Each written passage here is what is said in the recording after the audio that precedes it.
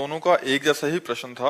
महाराज जी, ये जैसे आप कहते हैं कि बच्चों में सुधार होना चाहिए, माता पिता सही आचरण होना चाहिए, ये कह रहे हैं, कुमार जी कह रहे हैं कि मेरे माता जी का किसी से संबंध है और पिताजी का किसी और से संबंध है, जिसके कारण आपस में उनकी लड़ाई होती रहती है और इस पे हमारे पे बहुत असर पड़ता है। वैसे ही जी कह रही हैं कि माता पिता के जब आचरण गलत हो तो घर पे बच्चों के बहुत असर पड़ता है। बहुत बड़ी समस्या है, बहुत बड़ी समस्या है। और आप लोग अपने को संभालिए। किसका प्रश्न है? हाँ, आप लोग अपने को संभालिए। बहुत कलयुग का विचित्र समय हो रहा है। अब इस पर हम क्या बोल सकते हैं? जहाँ चरित्र ही दूषित हो रहे हैं, माता पिता बच्चों के चरित्र का निर्माण करने वाले गुरु हैं। मातृ देवो भव, पितृ देवो भव। और जब माता पिता ही आचरणहीन हो रहे हैं, अब कलिकाल का ये मलिन व्यवहार है। हमें लगता है बच्चों को अपने जीवन को संभालना चाहिए, ऐसे माता पिता से दूरी बना लेनी चाहिए। अब वो घर में है तो क्या किया जा सकता है, लेकिन अपने को सुरक्षित रखना चाहिए। ज्यादा विरोध करने पर हिंसा के खेल होने लगते हैं।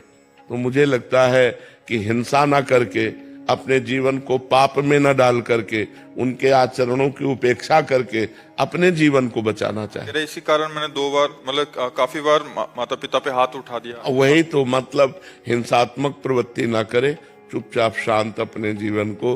तो अब जब जैसे बच्चे सयाने हैं और देख रहे हैं कि माँ गंदे आचरण कर रही है, तो फिर असहनीय हो जाता है। पर हमें उन बच्चों से प्रार्थना करनी है कि ऐसा करने से आप जेल के अधिकारी होंगे, आप जेल में जाकर के कष्ट भोगेंगे। तो आप ऐसा क्यों करें?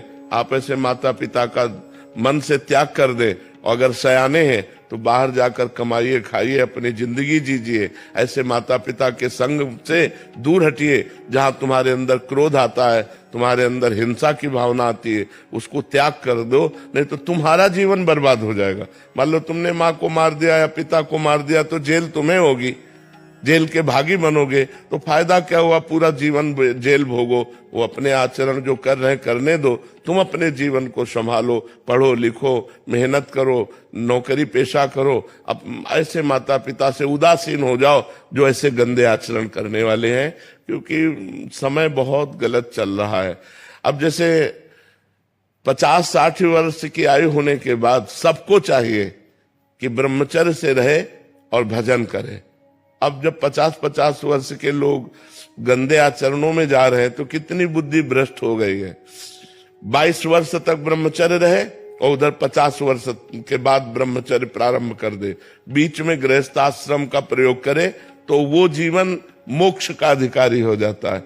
अब 22 वर्ष के पहले ही बच्चे बेविचार में उतर गए और 50 वर्ष के बाद वाले बेविचार में, तो मोक्ष और परमात्मा प्राप्ति और भगवत भजन, ये तो सब बहुत दूर की बातें हो गई। तो हम बच्चों तुमसे प्रार्थना करते हैं कि तुम अपने जीवन को संभालो, कभी हाथ मत उठाना, उन्हें मारना नहीं, तुम दूर हो जाओ, नौकरी पेशा करो, व्यापार करो, अपने जीवन को जियो।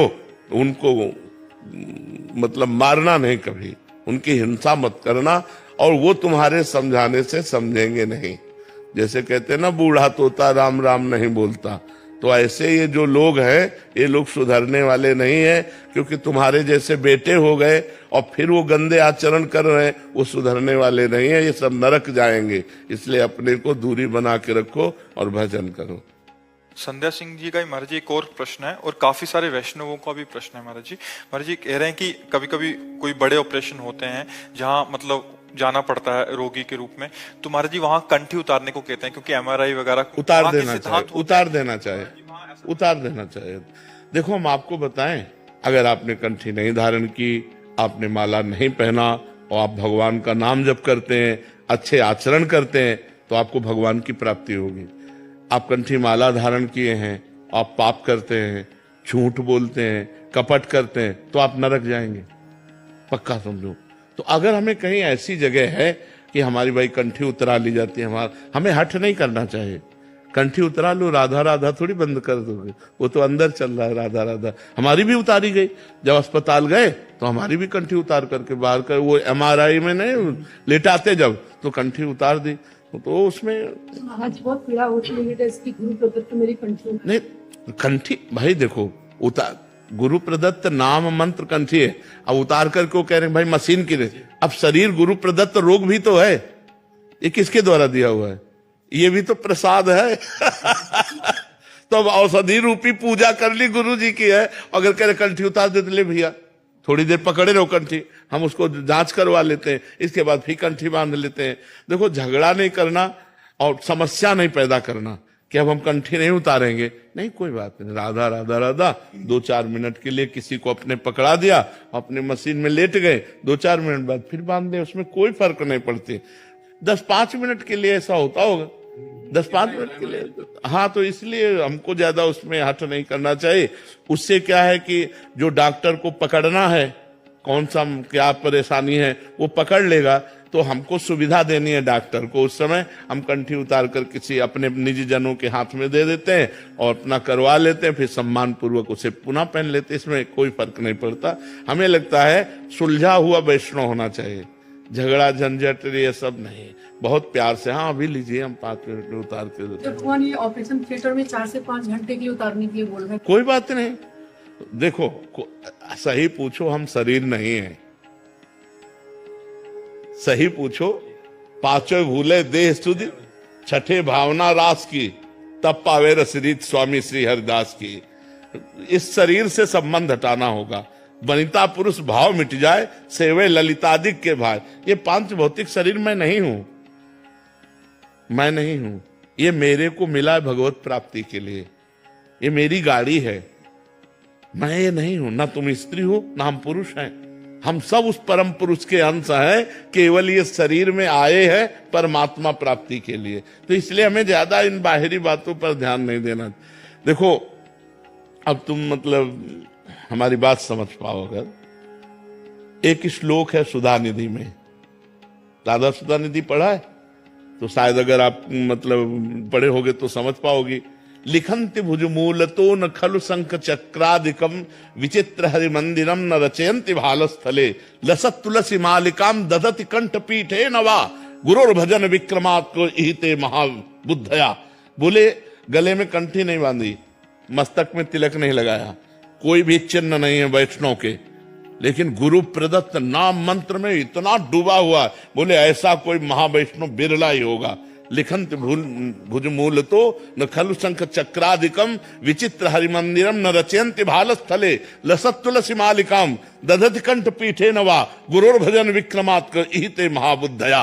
महाबुद्धया तो एक स्थिति ये भी है, हमको इसी से चलना है, लेकिन एक स्थिति यह है देहातीत स्थिति जिसमें शरीर की शुद्ध नहीं है, वहां तक पहुंचने के लिए हमें सब साधन है। तो हमें बात ध्यान रखना, मान लो शरीर का ऑपरेशन है, 4-5 घंटे ऑपरेशन में लगने, तो राधा राधा राधा राधा हमारा जो कंठ है जब तक शुद्धि रहेगी। अब जैसे हमारा भी ऑपरेशन हुआ, किडनी पे फेल है तो डायलिसिस के लिए पेट वाला ऑपरेशन कितने होते रहते हैं। तो जैसे तो हम ये बताते, हमें बता दो कि अब तुम बेहोश करने वाले हो, तो बोले अब बेहोश करने वाले, तो बस अपने होश में आके बेहोश होते हैं अब। हाँ एकदम बिल्कुल फिट, जैसे मृत्यु के समय नहीं फिट, ध्यान में बिल्कुल प्रिया प्रीतम नाम मंत्र चल रहा है। तो जब होश आया वही सीन सामने, क्योंकि बेहोश की स्थिति में पहले जैसे सोते समय आप गाढ़ भजन करते हुए सो, तो आप जब जगोगे तो भजन चलता मिलेगा, वैसे चलता मिलेगा। तो हमें ज्यादा शारीरिक भावों पर ध्यान नहीं देना। वैसे अच्छा है मान मर्यादा रखना गुरु की, पर आवश्यकता रोग रूप में भगवान ने ही तो अपना विस्तार किया है, भगवान के सिवा कोई है नहीं। तो रोग रूप में भगवान आए तो पूजा करते हैं औषधि रूप में उनकी, चाहे वो ऑपरेशन हो चाहे जो भी औषधि हो, उपचार रूप से उनकी पूजा कर देते हैं। भगवान ही तो रोग रूप में आए, तो हमें ज्यादा इस पर विचार नहीं करना चाहिए। विचार करना चाहिए कि जब तक चेतना है तब तक भजन नहीं छूटने देंगे, नाम नहीं छूटने देंगे। डॉक्टर अभिषेक रंजन जी। राधा वल्लभ श्री हरिवंश। राधे राधे महाराज जी। महाराज जी आपके आदेशानुसार श्वास श्वास पर नाम जप करने का पूर्णतः प्रयास कर रहा हूँ। प्रभु जी कई बार आनंद की ऐसी स्फुरना होती है। महाराज जी इन्होंने अपना अनुभव लिखा, हम बोल नहीं रहे, कह रहे कि बहुत अच्छा अनुभव होता है। महाराज जी एक चीज हम बताएं, सबसे प्रार्थना है कि जैसे कभी कोई आनंद की स्फुरना हो तो उसे व्यक्त ना किया जाए, नहीं तो बहुत बड़ा घाटा हो जाता है। तो इसलिए सबको बताते हैं कि जो आपको भागवतिक, जैसे आपका स्वाभाविक भजन चल रहा है, बोलिएगा नहीं कि मेरा स्वाभाविक भजन चलता है, आपका प्रयास है, भजन करते हो, प्रयास है, बस मतलब अपने को बहुत छुपा के रखना है। अगर कोई बात कहनी है तो उसको ऐसे कहना है कि संतों से सुना है कि ऐसे करने से ऐसे आनंद की अनुभूति होती है, संतों से सुना है ऐसे ऐसे जब करना चाहे, तो अब उसको गुप्त रख करके फिर प्रयास, अब 10 दिन लगेंगे कि 15 दिन लगेंगे कि महीना लगेगा उस स्थिति में आने में। और वो स्थिति ऐसी आनंदमय होती है कि मन कहता है कि जैसे आप भी भजन करते हो, आप भी भजन, तो कि ऐसा वो नहीं बताना चाहिए जी।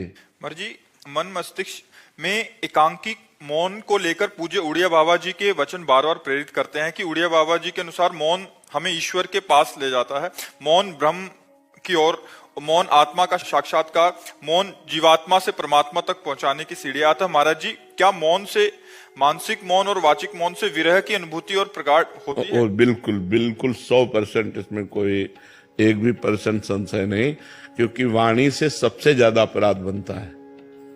हंसी मजाक, झूठ बोलना, कई तरह की ऐसी बातें होती हैं जो हमारे वाणी से अपराध बन जाते हैं, और वाणी का बहुत बड़ा प्रभाव पड़ता है। अब जैसे हम वाणी से मौन हैं तो वो धीरे धीरे मन पर भी प्रभाव पड़ने लगता है।